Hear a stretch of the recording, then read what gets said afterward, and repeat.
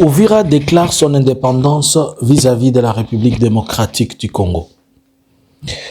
Plusieurs informations relayées et plusieurs informations venues de là certifient que désormais Yakutumba va se présenter, William Yakutumba va se représenter en président de la République. Je ne sais pas si ça va être la République d'Uvira.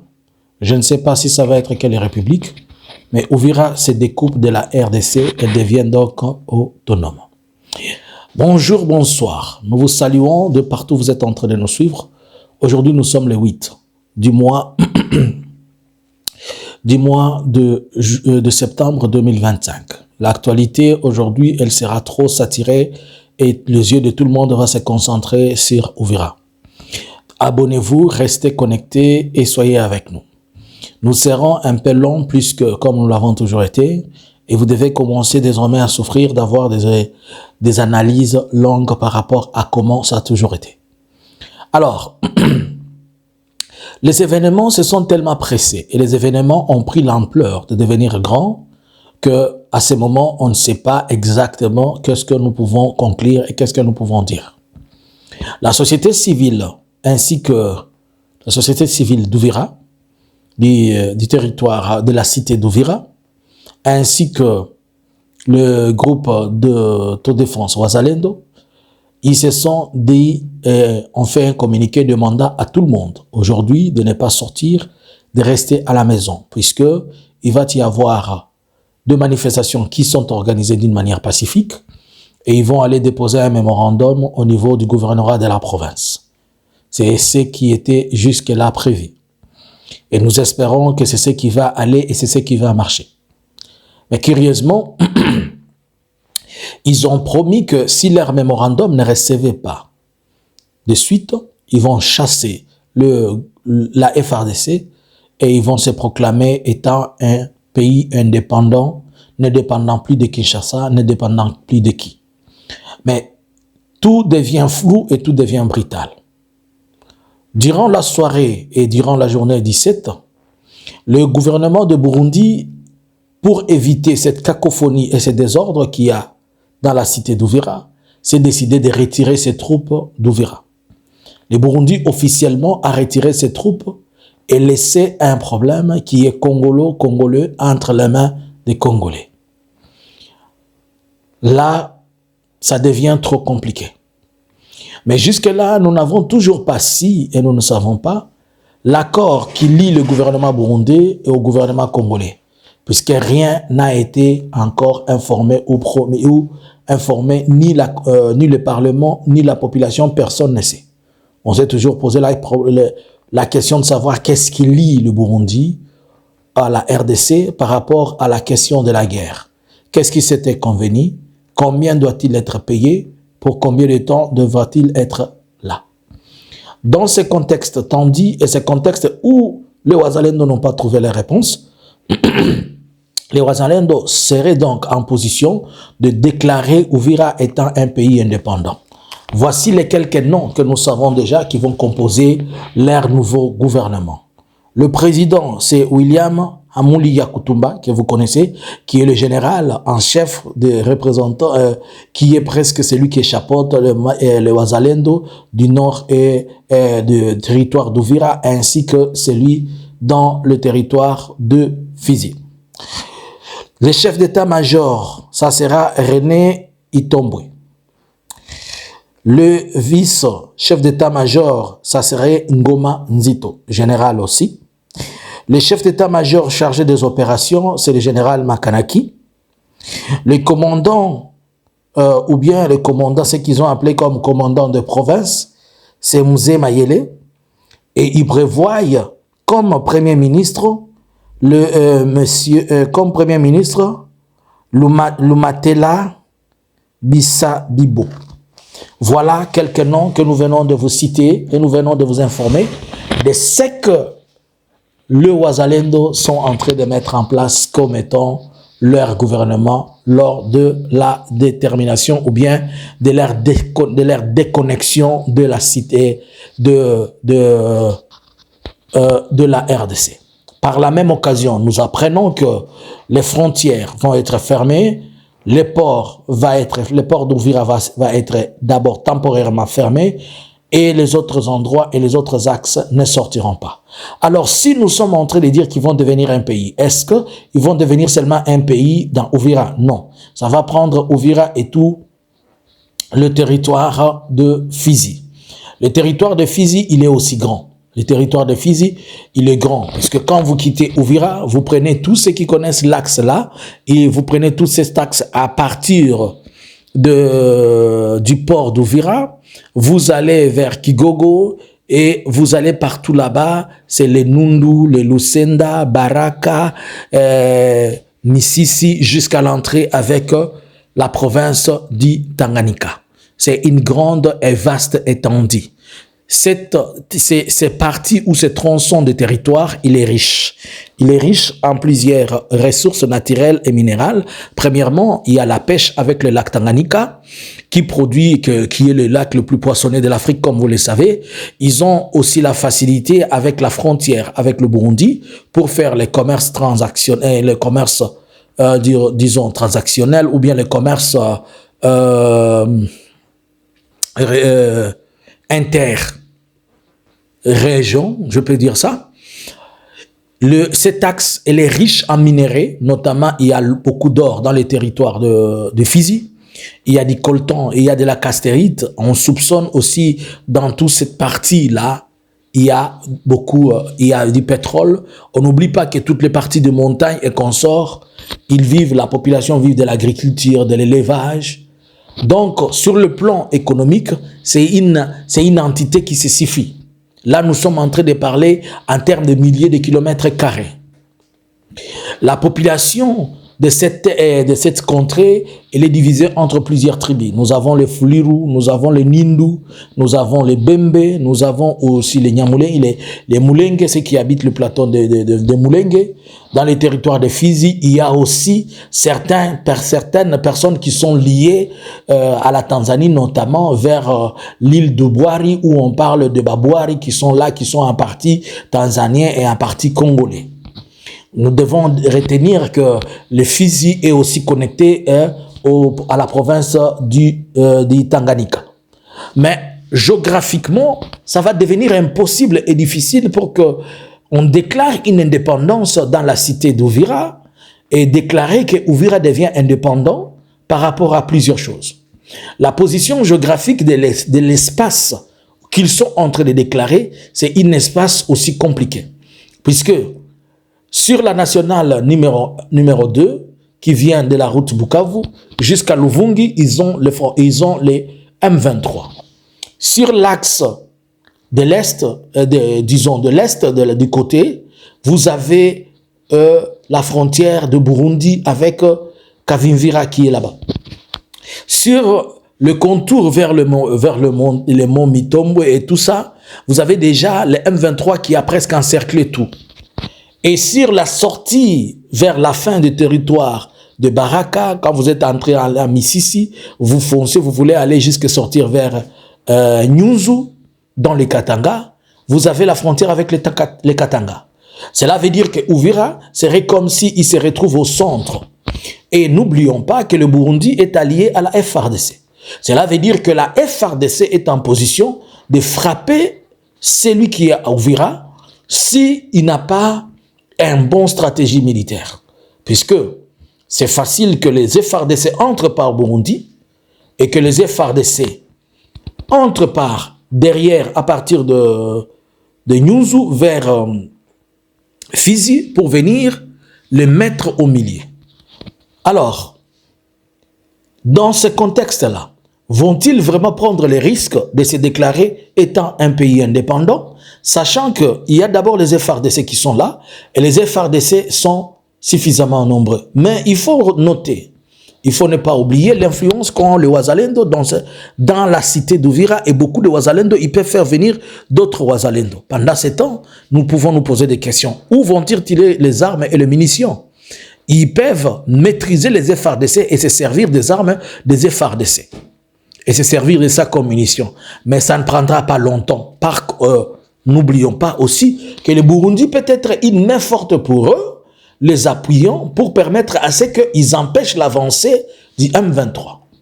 Maintenant, les calculs se compliquent puisque si les Wazalendo maîtrisaient les FARDC qui sont là, les Wazalendo seront obligés de faire avancer leurs troupes pour voir comment ils peuvent aller jusqu'à se retrouver à affronter les dernières lignes de front qui seront avec le M23, mais ne cherchent pas à les provoquer davantage, puisque s'ils les provoquent davantage, ils vont être dispersés.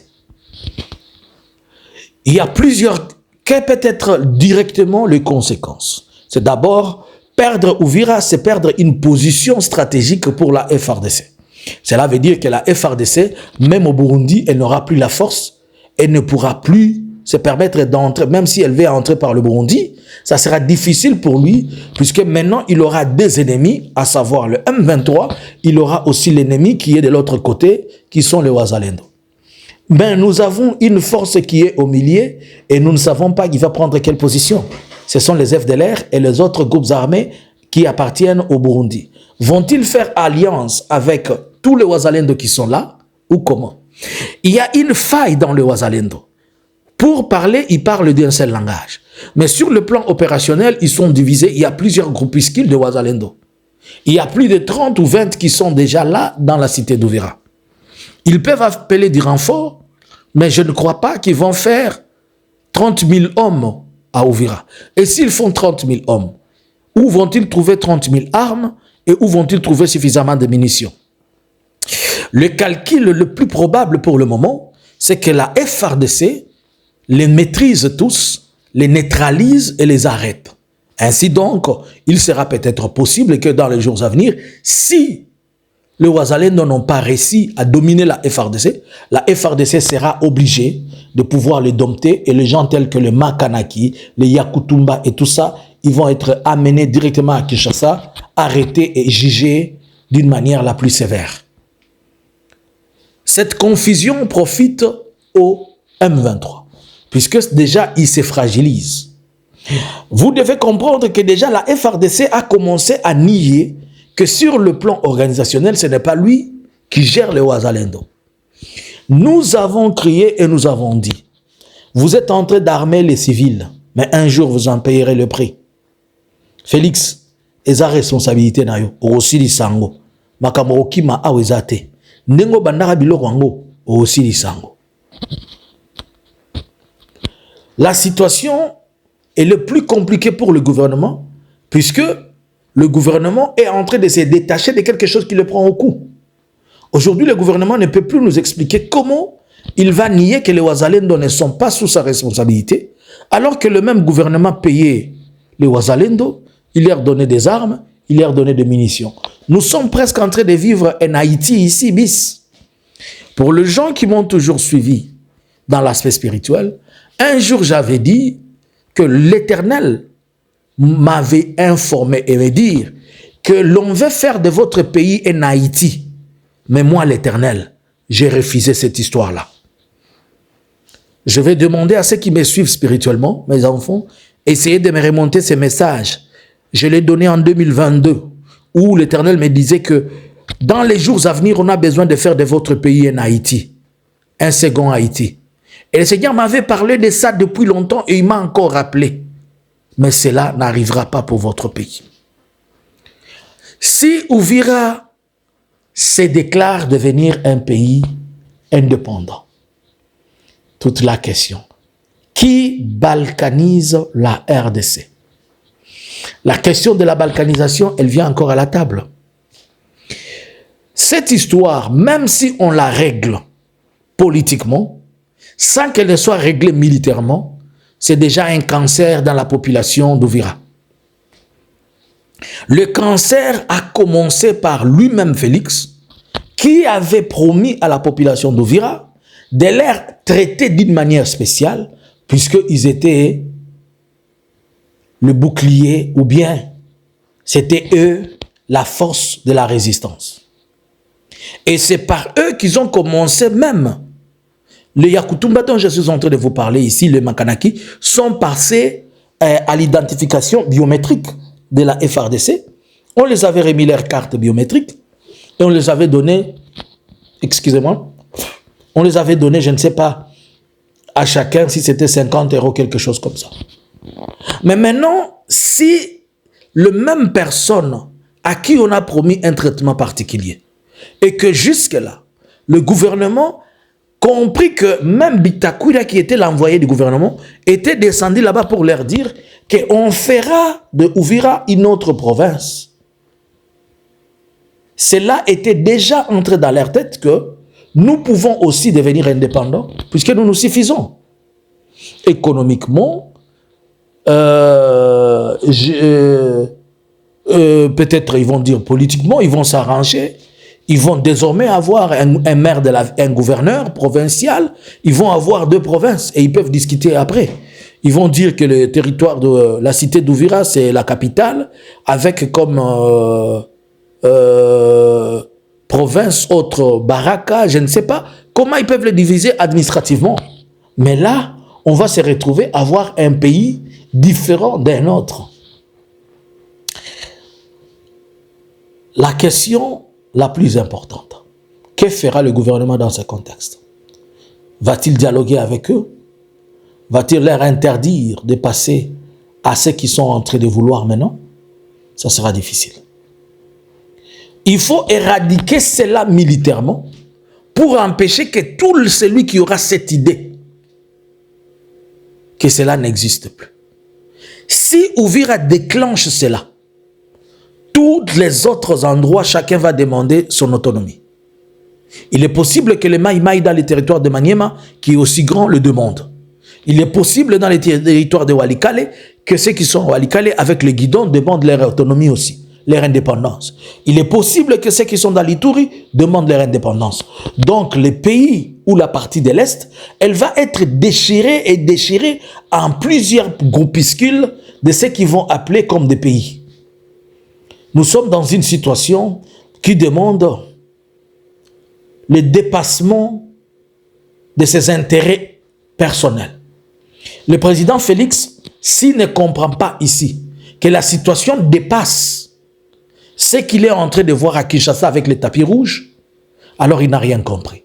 Vous savez, le problème avec le gouvernement de Kinshasa, il a toujours minimisé lorsque les choses commencent. Mais quand les choses deviennent difficiles, c'est à ce moment-là qu'il crie. Nous avons dit, depuis le début à propos de Wazalendo, que c'était une erreur. Vous avez minimisé. Vous avez chanté pour eux, les Wazachou, les Wazalendo. Maintenant, aujourd'hui, excusez, ce n'est plus question de Wazachou. Ce n'est plus question de Wazalendo. C'est devenu maintenant, c'est devenu la vision d'avoir son propre pays. Pour ceux qui ne savent pas, les Babembe, ils ont le sang des guerriers. Les Bafuliru, ils ont le sang des guerriers. Cela veut dire que même si vous dites ça maintenant, et si vous ne comprenez pas, tous ceux qui sont là-bas, les Babembe, les Bafuliru, les Banyindu, tous les tribus qui sont là, ils ont ça dans le sang. L'Est de la RDC est là le sang de la guerre. Et quand ils disent quelque chose, si vous ne tenez pas en compte de ça, ils vont aller jusqu'au bout avec. Nous sommes au croisé des chemins où il sera difficile d'avoir le président Félix au pouvoir et trouver solution aux problèmes qui sont dans la RDC. Premièrement, son plus grand problème, il ne maîtrise pas les dynamiques qui sont en train de se rouler là. Segundo, il est entouré de gens menteurs qui évitent de lui dire la vérité. Et comme lui-même, le président Félix, aime le mensonge, il vit avec ceux qui sont en train de le mentir. Troisièmement, ne pas prendre le taureau par les cornes, ça sera compliqué. Je suis sûr qu'aujourd'hui, on doit dépêcher Mme Thérèse Kaikwamba au Burundi, on doit aussi dépêcher le ministre des Affaires étrangères, et plutôt le ministre de la Défense, le ministre de l'Intérieur. Ils doivent vite, une forte délégation doit aller prendre contact avec Uvira avant que cela ne soit trop tard. Mais même si on prenait contact, Uvira exige une seule chose. C'est les Maïmaï qui exigent. Donc nous comprenons que les Maïmaï deviennent le maître, les Wazalendo deviennent le maître de la cité d'Uvira. Et pour ce faire, il exige le départ de Olivier Gassita. N'oublions pas que Olivier Gassita a été nommé par ordonnance présidentielle.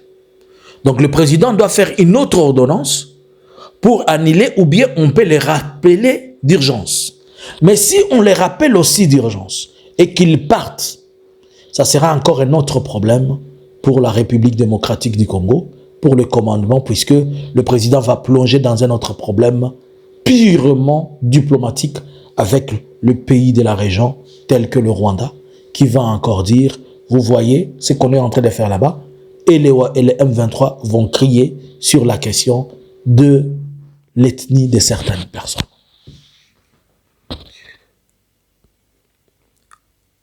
Avez-vous compris l'importance des gens que vous avez fait des procès qui n'ont pas de sens? C'est maintenant dans un pays mature qu'on devait se jouer du levier des personnes telles que le Joseph Kabila, qui ont la maîtrise de la zone. Joseph Kabila est né, et il est né dans les Katanga, mais il a grandi, c'est un Katangais plutôt, mais il a grandi et évolué dans les Fizi. Il connaît très bien le dynamique et les questions et le problème le plus profond. Il faut aller parler avec le coutumier pour discuter des questions qui sont profondes. Et maintenant, nous avons pris toutes les bonnes personnes, nous nous sommes déconnectés d'eux pour laisser les personnes qui ne vont pas nous apporter quelque chose. Voilà où nous sommes aujourd'hui. Nous sommes devant une équation où nous ne pouvons pas apporter solution. Nous sommes devant une équation qui devient aussi compliquée et qui devient difficile pour nous d'y répondre. Je pense que la journée va être longue et je pense que nous allons encore revenir pour faire beaucoup d'analyses.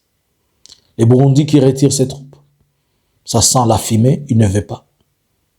Il ne veut pas que lorsque les gens vont s'entretuer, qu'ils soient accusés d'avoir tué la population congolaise. Et lorsque les gens vont s'entretuer là, c'est la FRDC avec les Wazalendo. Est-ce qu'on va parler des crimes ou bien on va parler de quoi? C'est le gouvernement qui a armé ces gens-là. Et ce sont ces gens-là qui deviennent aussi compliqués pour le gouvernement. Que pensez-vous? Si vous étiez à la place du président Félix, qu'allez-vous faire? Je vous laisse le commentaire dans les claviers et je vous laisse les commentaires à vous les claviers. Dites-nous ce que vous devriez faire si vous étiez le président Félix. Bonjour, bonsoir. Analysins Congo subscribers.